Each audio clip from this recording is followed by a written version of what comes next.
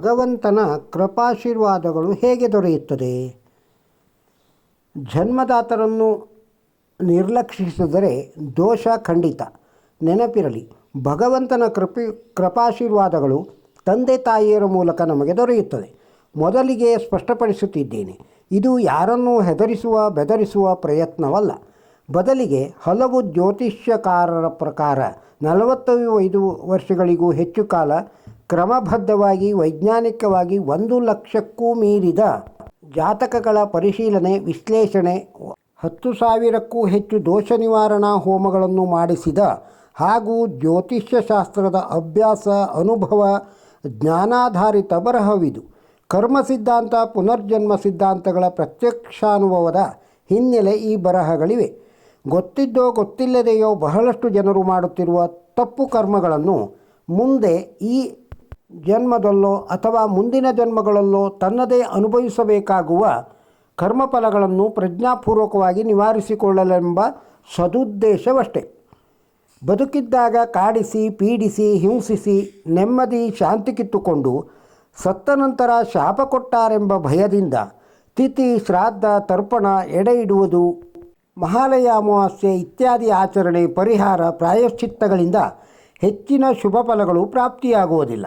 ಜ್ಯೋತಿಷ್ಶಾಸ್ತ್ರದ ಪ್ರಕಾರ ಜಾತಕದ 4ನೇ ಮನೆ ವ್ಯಕ್ತಿಯ ಸುಖ, ವಿದ್ಯೆ, ಮಾತೃಸೌಖ್ಯ, ವಾಹನ ಸೌಖ್ಯ, ನೆಮ್ಮದಿ, ಶಾಂತಿ, ಸ್ವಗೃಹವಾಸ ಇತ್ಯಾದಿಗಳ ಸೂಚಕ ತಾಯಿ ಅಥವಾ ತತ್ಸಮಾನ ಹಿರಿಯ ಮಹಿಳೆಯರಿಗೆ ಯಾವಾಗಲೂ ವಿಶೇಷವಾಗಿ ವೃದ್ಧಾಪ್ಯದಲ್ಲಿ ನಿಂದೆ, ದೈಹಿಕ ಮಾನಸಿಕ ಹಿಂಸೆ, ಅವಮಾನ, ನಿರ್ಲಕ್ಷ್ಯ, ವೈದ್ಯಕೀಯ ಚಿಕಿತ್ಸೆ ನಿರಾಕರಣೆ, ಆಸ್ತಿ, ಹಣಕಾಸಿನ ವಂಚನೆ, ವೃದ್ಧಾಶ್ರಮ, ಅನಾಥಾಶ್ರಮಗಳಿಗೆ ಸೇರಿಸುವುದು, ಬೀದಿ ಪಾಲು ಮಾಡುವುದು, ದುರುಪಯೋಗ, ಮೋಸ, ತಾತ್ಸಾರ ಇತ್ಯಾದಿ ಪಾಪಕರ್ಮಗಳನ್ನು ತಪ್ಪೆಂದು ತಿಳಿದೂ ಮಾಡಿದರೆ ಅದರ ಪರಿಣಾಮ ಘೋರ, ಭೀಕರ. ಜಾತಕದಲ್ಲಿ 4ನೇ ಮನೆ ದುರ್ಬಲವಾಗಿ ಅದರ ಸೂಚಕಗಳು, ಕಾರತತ್ವಗಳು, ಶುಭಫಲಗಳು ವ್ಯಕ್ತಿಗೆ ಸಿಗುವುದಿಲ್ಲ ಅಥವಾ ಕಾಲಕ್ರಮೇಣ ಕಡಿಮೆಯಾಗುತ್ತದೆ. ಪಾಪಕರ್ಮ ಫಲಗಳು ಜನ್ಮಾಂತರದಲ್ಲೂ ವ್ಯಾಪಿಸುತ್ತವೆ. ವೃಶ್ಚಿಕ ರಾಶಿಯ ಚಂದ್ರ ಮತ್ತು ರಾಹು, ಚಂದ್ರ ಮತ್ತು ಶನಿ, ಚಂದ್ರ ಮತ್ತು ಕೇತು, ಚಂದ್ರ ಮತ್ತು ಶನಿ ಮತ್ತು ರಾಹು, ಬಾಧಕ ಸ್ಥಾನದ ಚಂದ್ರ ಇತ್ಯಾದಿ ಅನೇಕ ದುರ್ಯೋಗಗಳಿಗೆ ಮೇಲ್ಕಂಡ ಮಾತೃ ಸಂಬಂಧಿ ದುಷ್ಕರ್ಮಗಳೇ ನೇರ ಕಾರಣ. ಇದೇ ರೀತಿ ಜಾತಕದ 9ನೇ ಮನೆ ಪಿತೃ, ತಂದೆ ಅಥವಾ ತತ್ಸಮಾನ ಹಿರಿಯರು, ಭಾಗ್ಯ, ಅದೃಷ್ಟ, ಧರ್ಮ, ಕಾರ್ಯ, ವಿದೇಶ ಪ್ರಯಾಣ, ತೀರ್ಥಯಾತ್ರೆ, ಉನ್ನತ ವ್ಯಾಸಂಗ ಇತ್ಯಾದಿಗಳ ಸೂಚಕ ಸ್ಥಾನ. ಜನ್ಮ ಕೊಟ್ಟ ತಂದೆ ಮತ್ತು ತಂದೆ ಸಮಾನರಾದ ವ್ಯಕ್ತಿಗಳಿಗೆ ಮೇಲೆ ವಿವರಿಸಿದ ಪಾಪಕರ್ಮಗಳನ್ನು ಮಾಡಿದರೆ ಜಾತಕದ 9ನೇ ಮನೆಯ ಕಾರಕತತ್ವಗಳು ದುರ್ಬಲವಾಗಿ ನಮ್ಮ ಅದೃಷ್ಟ ಕ್ಷೀಣವಾಗಿ ಕಾಲಕ್ರಮೇಣ ನಾಶವಾಗುತ್ತದೆ. ಬದುಕಿರುವಾಗ ತಂದೆ ತಾಯಿಯರ ಸೇವೆಯನ್ನು ಕೊನೆ ಕ್ಷಣದವರೆಗೂ ಎಷ್ಟೇ ಕಷ್ಟ ನಷ್ಟವಾದರೂ ಬಿಡದೆ ಪ್ರತ್ಯಕ್ಷ ದೇವತೆಗಳೆಂದು ತಿಳಿದು ಮಾಡಬೇಕು.